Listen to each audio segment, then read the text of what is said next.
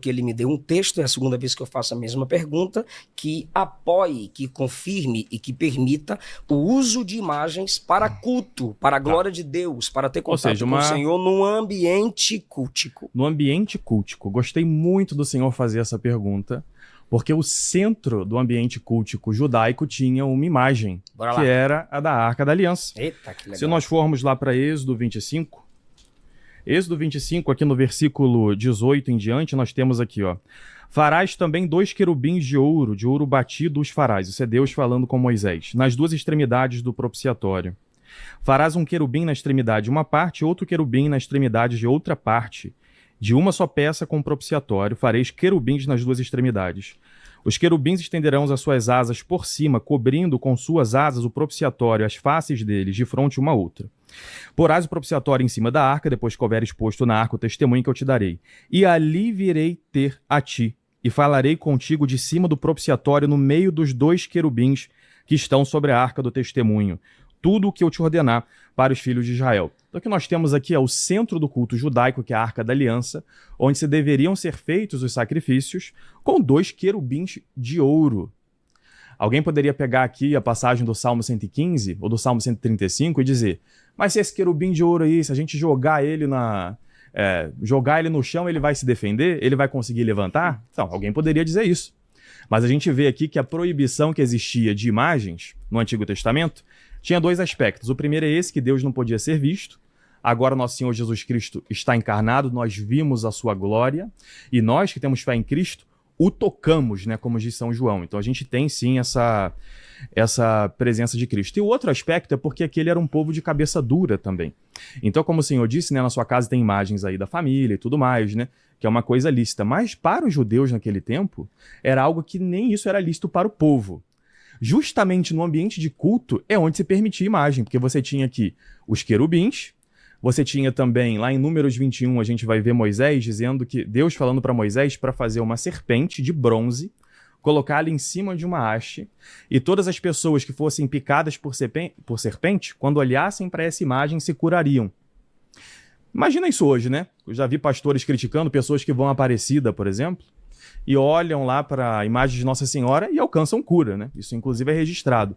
E aí dizem, isso é idolatria, isso é coisa do demônio. Pois bem, o próprio Moisés faz isso aqui em Números 21, no versículo 8 em diante. E mais, essas imagens tinham até um tipo de reverência que, se a gente fosse olhar hoje, talvez com a nossa mentalidade, pareceria idolatria. Para a gente ver que não é uma coisa externa a idolatria, mas é algo do coração. Se a gente for para Josué, no capítulo 7, o versículo 6... nós temos aqui Josué se prostrando diante da Arca da Aliança, ó, no versículo 6 em diante. Josué rasgou as suas vestes e se prostrou em terra sobre o seu rosto, que é o verbo no hebraico ishtahu, que significa ou se prostrar ou adoração, né, dependendo do contexto, justamente porque só o fato de você se prostrar não é adoração. Se prostrou em terra sobre o seu rosto perante a Arca do Senhor até a tarde, ele e os anciãos de Israel, e deitaram pó sobre as suas cabeças. E disse Josué, ó Senhor Deus, por que com efeito fizeste passar esse povo o Jordão para nos dares nas mãos dos amorreus, para nos fazerem perecer? Então ele está ali junto com todos os anciãos, as lideranças, fazendo um ato litúrgico mesmo de oração, para que Deus o libertasse desse momento. E às vezes a gente esquece que ele estava se prostrando diante de um objeto que era de ouro, com querubins em cima.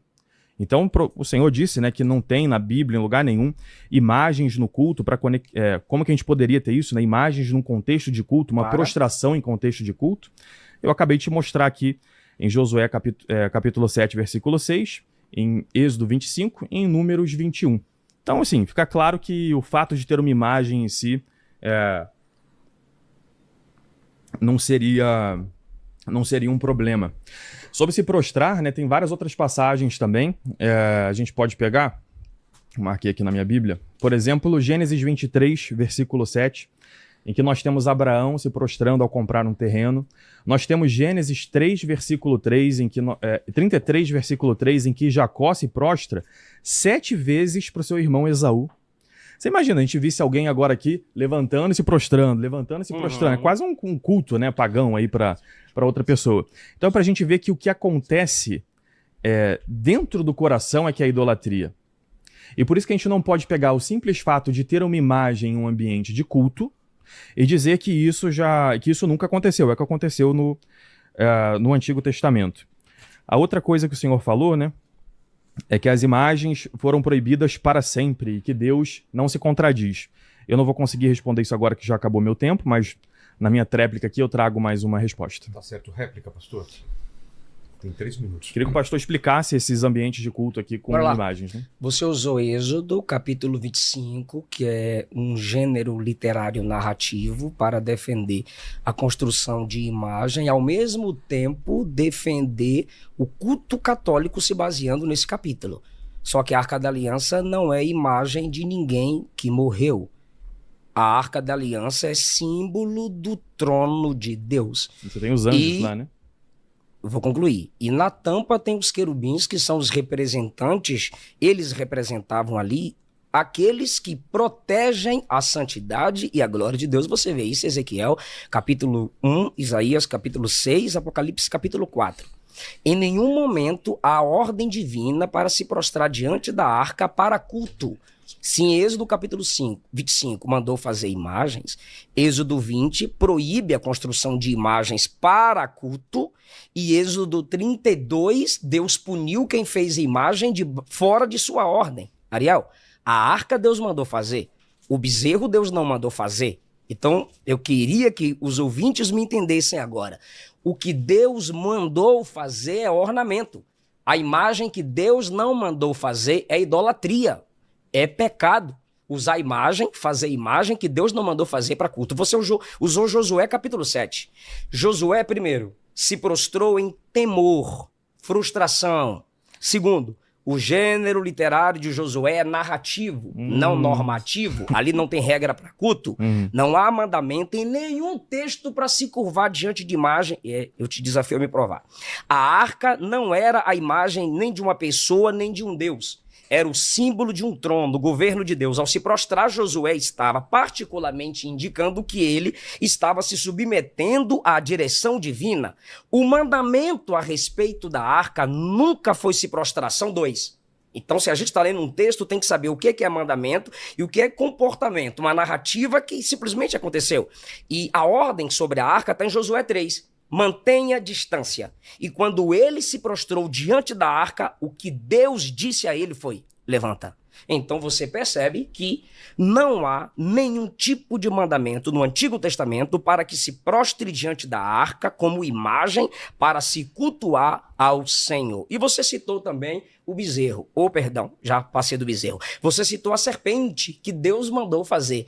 Legal. Quando Deus mandou fazer, ele falou para olhar para a serpente, não se prostrar, não orar e não clamar. Só esqueceu de falar que no segundo livro dos Reis, capítulo 18, quando essa imagem foi idolatrada, o juízo de Deus veio, ela foi quebrada, destruída, porque se prostrar perante aquilo era idolatria, portanto pecado. Se basear nesse texto é imaturidade teológica.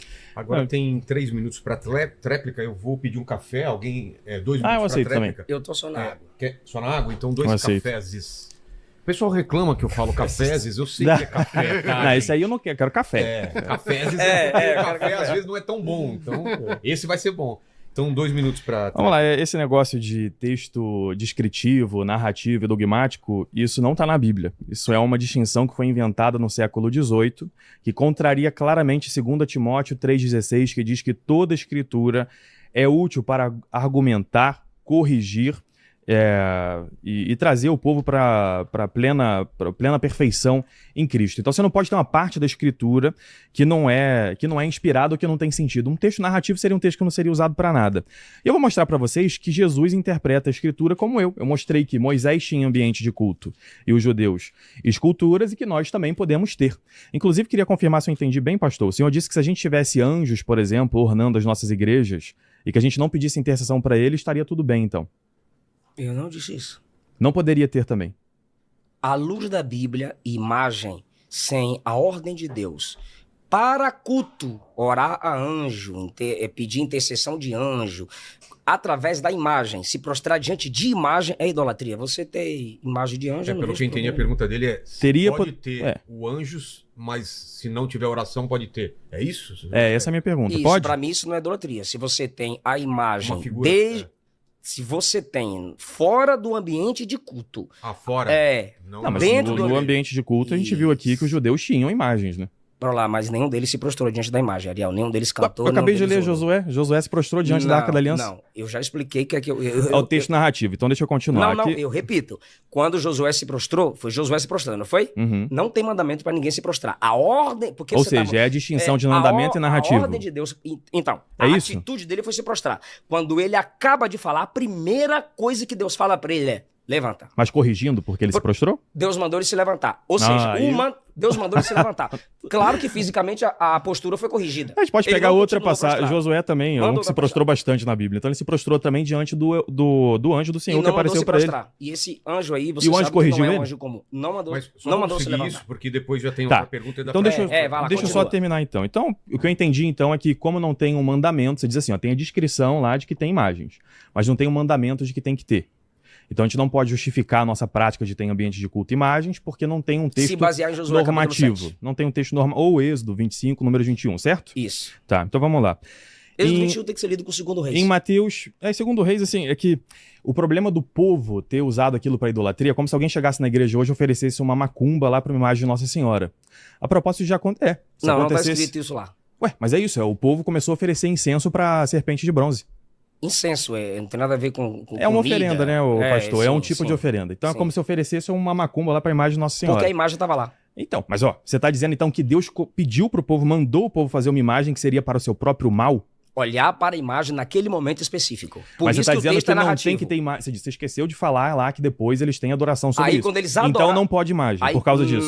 Não. Mas por que Deus mandou eles fazerem imagem, então? Deus mandou naquele momento específico, aí você olha... Ele mandou algo ruim? Bora lá, João capítulo 3, versículo 13. Não, volta para lá. Ele mandou não é algo você ruim? que tem que determinar a minha hermenêutica. Quando você lê Números... Hermenêutica é? A interpretação do texto. Tá, isso. A arte da interpretação do texto. Quando você lê Números, você precisa entender que é o Novo Testamento que interpreta o Antigo Testamento. Como os apóstolos interpretaram o texto. Isso, como Jesus interpretou o texto. Eles não interpretaram dizendo o texto normativo e descritivo. Jesus falou o que sobre o texto? Posso mostrar? Você já pulou de Josué para Números, assim. Sua teologia não pode ser uma sistemática bagunçada. Então, você acha que a minha teologia tem que ser baseada em versículos isolados e não trazer vários? Ela está baseada em versículos isolados agora. Bora lá. Eu trouxe vários versículos. Em Números, Deus mandou construir imagem, ok. Olha, agora só organizar. Tá no tempo de quem? Só pra gente entender. Tá no seu aqui. Só que você me perguntou. Sim, então deixa eu voltar aqui, porque segundos, vamos lá. Todo o problema tá sendo texto descritivo normativo. Ou normativo. Mas Jesus não interpretou a Bíblia assim. Quando ele tava lá em Mateus 12, quem tiver com a Bíblia em casa pega, e ele colhe lá as espigas, né, no dia de sábado, os fariseus perguntam para ele, por que vocês estão pegando essas espigas se não é lícito fazer nada num dia de sábado? Os fariseus estão dizendo, texto dogmático é Mateus 12, logo no início. Vocês estão fazendo uma coisa aí que é mandado, estão fazendo uma coisa que foi mandado não fazer, trabalhar no sábado. E Jesus responde, nunca lestes na Escritura, quando Davi estava com fome e comeu dos pães da apresentação? Aproveita que você vai... Isso você diria que é um texto descritivo. Mas aproveita que você vai fazer a segunda pergunta tá bom. Pro pastor e pode comentar. E você tem 1 minuto e meio, não é, diretor? 1 minuto e meio você pode comentar. Vou terminar e... como eu tirei o seu tempo. Tá bom, isso. Então o que acontece é que Jesus ele dá o exemplo. Nunca lestes como Davi, lá versículo 4. Versículo 3. Não tendes lido o que Davi fez quando teve fome e os que estavam com ele? Como entrou na casa de Deus e comeu os pães da preposição? Que não lhe era lícito comer, nem aos que estavam com ele, mas só aos sacerdotes? Pois veja, né? O que nós temos aqui é Jesus dando exemplo de algo que você chamaria descritivo. Ele só está falando que Davi fez isso, não está mandando a gente fazer a mesma coisa que ele. E Jesus usa como justificativa de algo que ele está fazendo. É exatamente o mesmo modo que eu estou interpretando aqui. Êxodo 25, Números 21, em todas essas situações de Josué que eu trouxe. É o momento em que o fato de algo ter acontecido na Antiga Aliança e não ter recebido um rechaço de Deus, né, uma proibição de Deus, mostra que essa coisa é lícita. É a mesma coisa que Jesus faz aqui em Mateus 12. Esse negócio de texto normativo, descritivo, uma parte da Bíblia não serviria para nada, só para uma descrição. Nenhum dos apóstolos interpretou a Bíblia assim. E como eu estou mostrando aqui, Jesus também não interpretou assim. Já emenda a pergunta, tá? Vamos lá. Então vou fazer uma outra pergunta aqui pro pastor.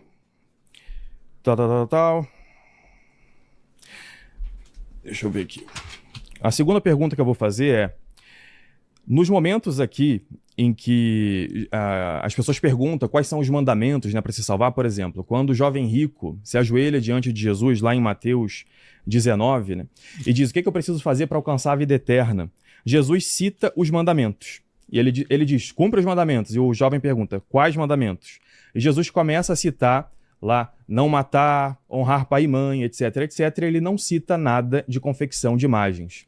Em Atos 15, quando eles estão decidindo que costumes judaicos vão passar para o outro povo, para o povo pagão que estava se convertendo, também não se fala em imagens, diz só que se mantém a lei moral. Eu queria saber, então, se fazer imagens é algo tão central no Novo Testamento, a proibição de imagens, como o Senhor diz, por que Jesus nunca fala disso nos evangelhos? Posso? Pode. Bora lá. Você começou com Mateus capítulo 12 para dizer como que Jesus interpretava. A partir do versículo 1 diz: naquele tempo passou Jesus pelas searas em um sábado, seus discípulos, tendo fome, começaram a colher espigas e a comer.